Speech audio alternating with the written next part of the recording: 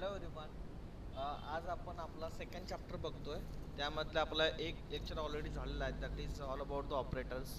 आज आपण control flow statement बघणार आहे. त्यामध्ये आपण सगळे आपले जे कंडिशनल स्टेटमेंट असतात, जो आपला कंट्रोल फ्लो असतो तो आपण बघायचा आहे.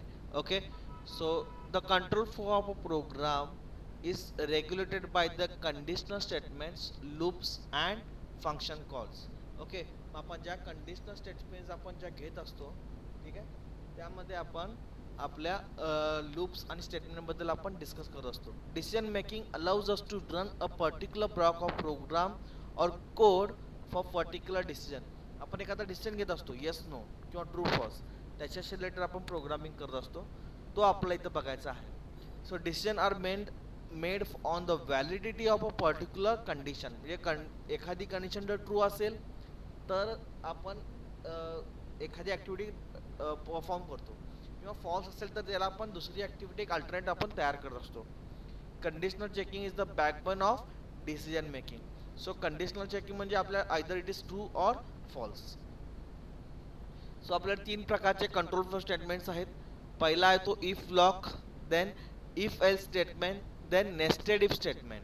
ओके, अशा पद्धतीने आपल्याकडे तीन ब्लॉक आहेत. So first of all if statement, it is used to test a specific condition. Okay, if the condition is true, the block code is executed. म्हणजे आपण काय करतो की एखादी कंडिशन टाकतो, एखादी स्पेसिफिक कंडिशन, आणि जर ती ट्रू असेल तर तो ब्लॉक आपण एक्झिक्यूट करतो. दुसरी कंडिशन आहे ते म्हणजे इफ एल्स स्टेटमेंट. त्यामध्ये सेम जसं आपण आता इफ मध्ये बघितलं होतं की एखादा ब्लॉक ट्रू असेल तर तो ब्लॉक एक्झिक्यूट होतो. इफ एल्स मध्ये काय होतं, समजा जर गिवन कंडिशन जर फॉल्स आली तर आपला सेकंड बॉक्स जो आहे, सेकंड ब्लॉक जो आहे तो आपला एक्झिक्यूट होतो. That is if the condition provided statement is false, then else statement will be executed. And then nested if statement in this case it is enable us to use if else statement inside outer if. So multiple if असतील आपल्याकडं. आता one by one बघत जायचं आहे. Control for the ease of programming and to achieve simplicity, Python doesn't allow use of parentheses for the block level code. आपल्याला इथं कोणताही parenthesis use करायचा नाही आहे, ठीक आहे. त्यानंतर indentation is use to declare the block. आपण लास्ट लेक्चरला बघितलं होतं इंडेंटेशनचं शॉर्टमध्ये आपण इन्फॉर्मेशन बघितली होती. त्यामध्ये आपण इंडेंटेशन म्हणजे काय की इथं आपल्याला कर्ली ब्रॅकेट वगैरे नसतात. आपण डिरेक्टली कोलन टाकून आपण त्याचा ब्लॉक तो ऑटोमॅटिकली फोर स्पेस ॲडजस्ट करतो. If the two statements are at the same indentation level, then they are part of a same block. म्हणजे आपला समजा एखादा स्टेटमेंट दोन तीन स्टेटमेंट किंवा ग्रुप ऑफ स्टेटमेंट जर एकाच इंडेंटेशन वरती असतील, so this will be belong to the same block. Generally four spaces are given to indent the statement. Generally four spaces पडलेले असतात तिथं. Indentation is the most use part of Python language since it declares the block of code. All the statements of one block are indented at the same indentation. Okay, आता पहिला आपल्याला condition बघायचा आहे जो if statement आहे. Okay, it is used to test a particular condition. It is used to test a particular condition. If the condition is true, it executes the block. Okay, समजा आपला हा कंडिशन आहे, ठीक आहे. जर ट्रू आली तर हा ब्लॉक एक्झिक्यूट होईल, this block of code, and goes for the next steps. आणि समजा हा जर ब्लॉक फॉल्स आला तर आपल्याला डायरेक्ट नेक्स्ट स्टेपला जाणार, हा ब्लॉक एक्झिक्यूट होणार नाही.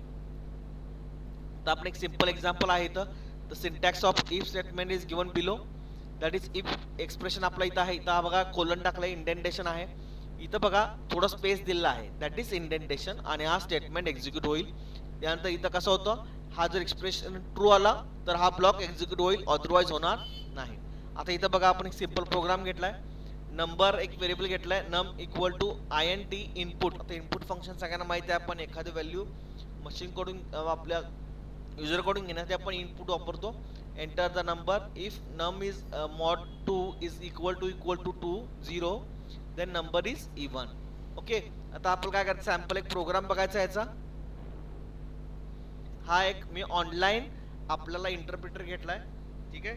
तर याच्यामध्ये हा घ्यायचं कारण की हा थोडा इझी आहे आणि इन्स्टॉलेशनची काय गरज लागत नाही तुम्हाला, ठीक आहे. So number equal to, sorry,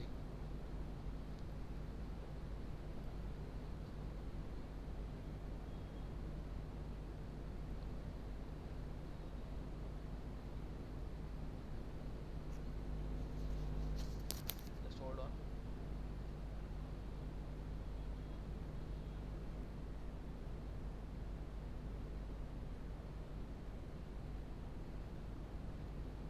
Number equal to,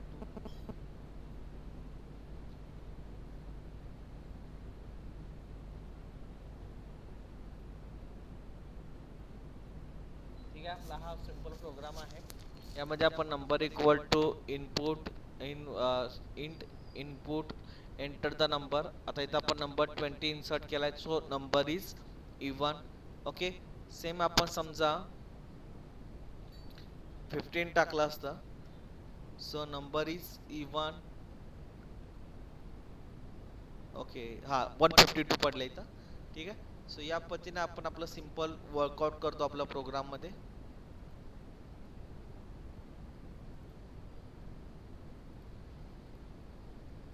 आता नेक्स्ट आहे तो म्हणजे इफ एल स्टेटमेंट. आता इफ एल स्टेटमेंट मध्ये काय होणार की समजा इफ ची कंडिशन जर ट्रू झाली तर आपला इफ ब्लॉक एक्झिक्यूट होतो. जर फॉल्स झाला तो आपल्याला एक अल्टरनेटिव्ह ब्लॉक आपल्याला एक्झिक्युशन साठी मिळतो. So that is working of the if else block. The if statement provides a else block combined with the if statement which is executed in the false case of condition. Okay, आता इथं आपला simple एक programme आहे.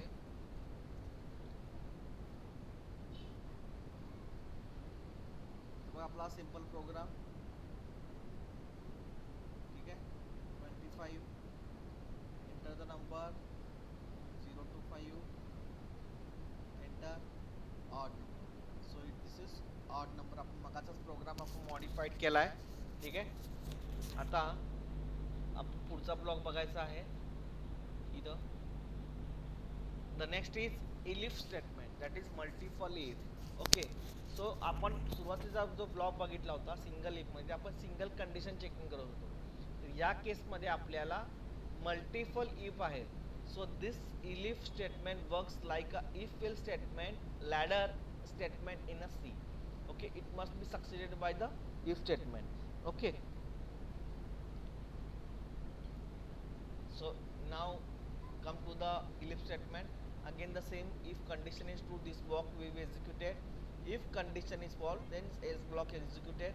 Okay, and this works continually, and this is the simple program how we are going to treat our elif statement in Python.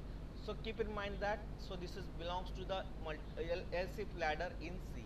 Okay, now we'll see one program.